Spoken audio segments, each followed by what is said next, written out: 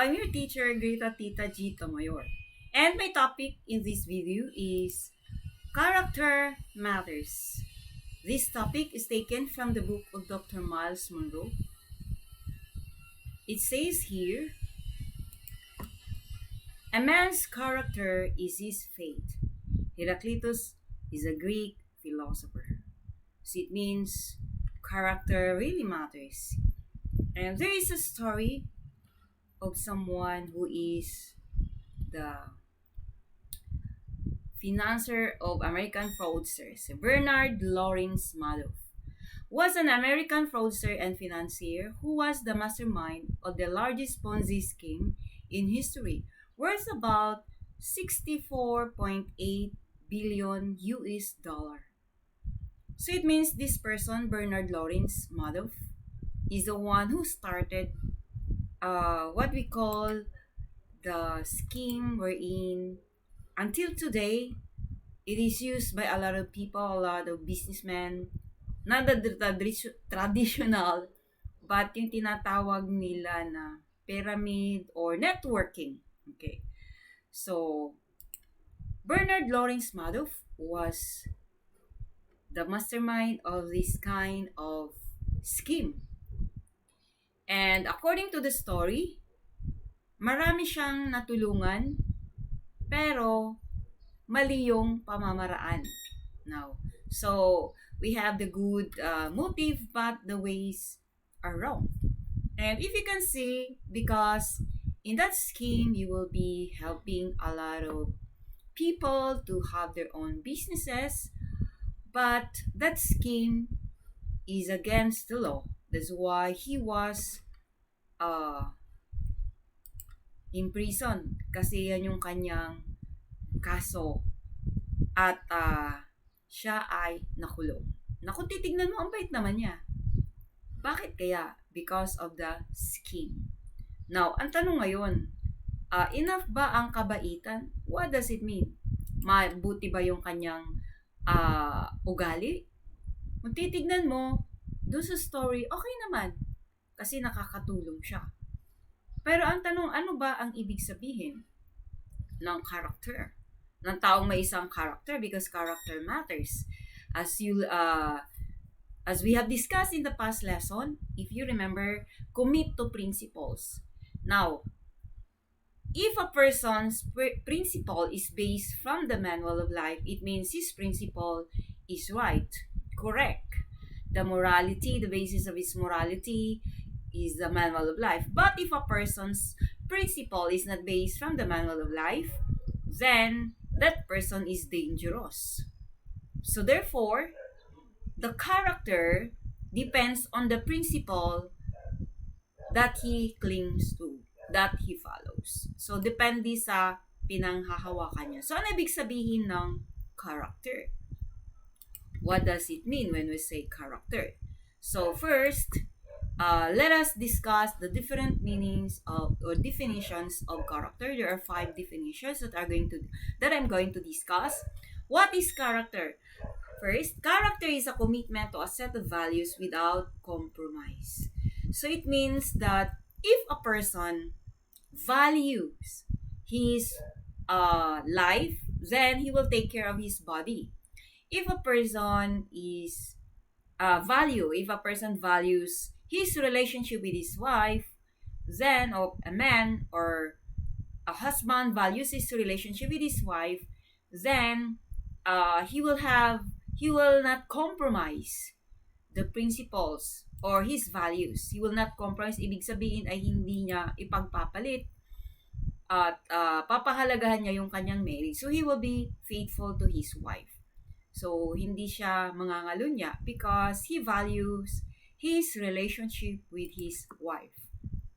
Another meaning of character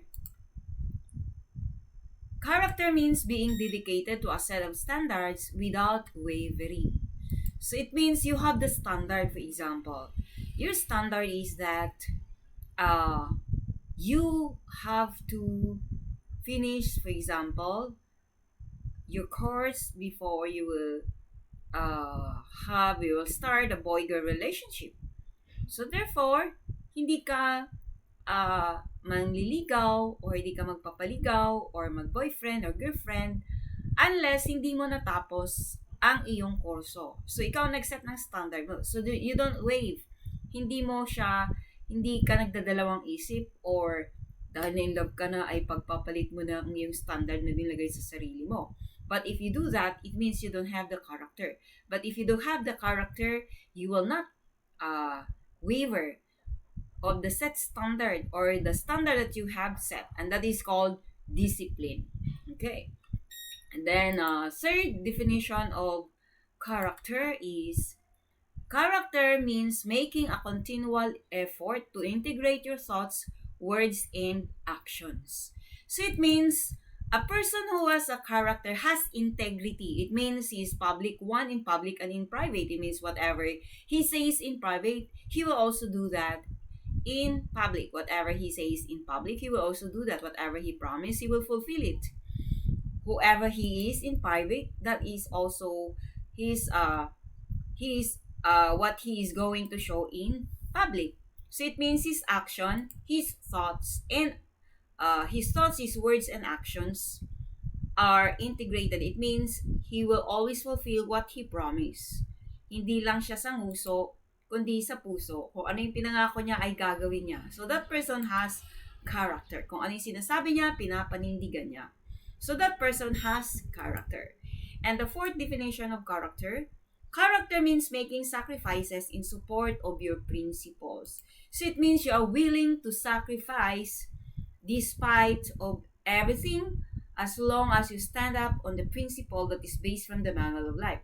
The best illustration here is Joseph. Remember, he chose a principle rather than pleasure. So that's an example of a person who has a character. And then the fourth definition of character is this one. Character means imposing self-discipline in keeping with your values and moral standards. It means if you have the character, you know how to discipline yourself. Whatever you promise to yourself, whatever you have set standard, whatever the standard you have set, whatever the standard you have set, you're going to fulfill it. It means you discipline yourself. If you have set a standard which is to study your lesson every day, you are going to do that. And for example, you set a standard that every day you're going to wake up at 6 o'clock so that you will not be late in your class. Then you constantly do that, you continually do that, you keep that promise to yourself, then you have the self-discipline. So when you impose self-discipline to yourself with the values, moral, and with your values and moral standards, you will not compromise your standard, you will not compromise your values, but you are going to follow and obey it, you keep it, then you have the character. But if you are compromised, you promise to yourself but you fail to do that, it means that something is wrong with your character. So those are the 5 definitions of character. So that's very important because you need that to fulfill the purpose why God created you or the Creator created you. So the priority of character is purpose and vision, potential, ability, and values, ethics, and principles. Therefore, if you discover your purpose and have the vision, when we say vision, pananaw mo sa sarili mo 10 years from now, it means it's beyond what you see. When we say vision, it's beyond what you see literally. But 10 years from now, how do you see yourself? If you see yourself helping millions of people, establishing a foundation, organizing a movement, or starting a clinic, or starting a construction firm that will benefit millions of people. So that's a vision. It means you see yourself beyond your capacity, your ability. So it's very important, and it's not easy to fulfill the purpose without character.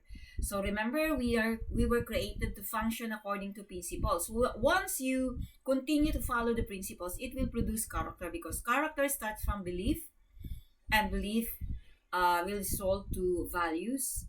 Your values will result to uh, ethics. Ethics will result to character.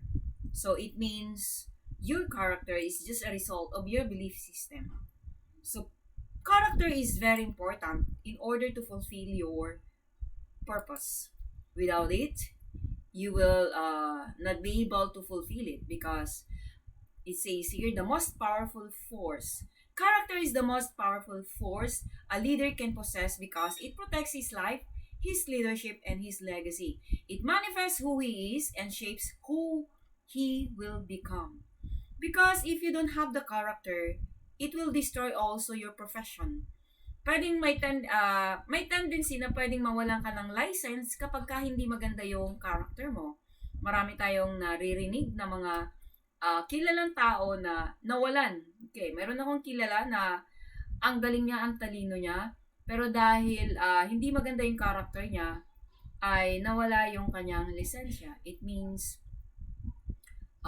pwedeng sa isang hospital or pwedeng sa isang company, dahil hindi maganda ang character mo, ay pwede kang hindi ma-promote. So, character matters. Character is very important.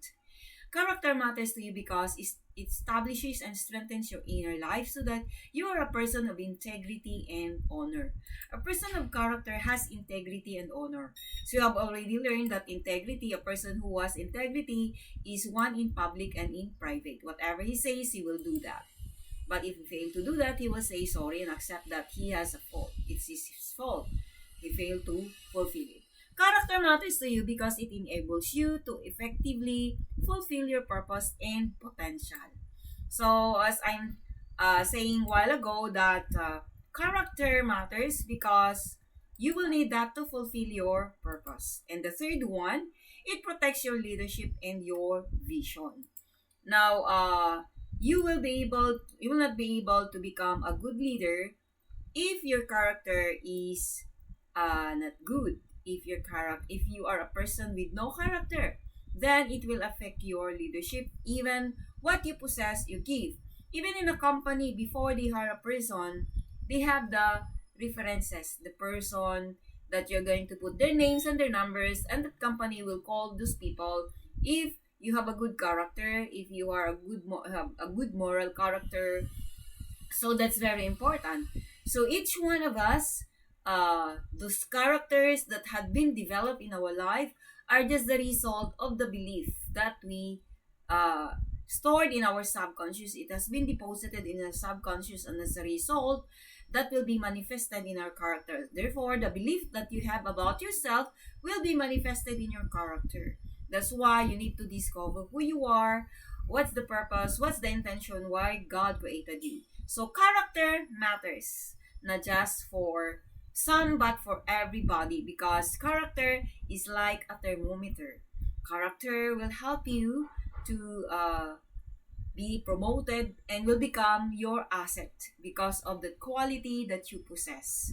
So, do you have a character and compromise set of standard? You value principle rather than pleasure. When you are in a dilemma, you choose according to the principles from the manual of life. Are you a person of character? Just only you can answer that. That's all. Thank you and God bless.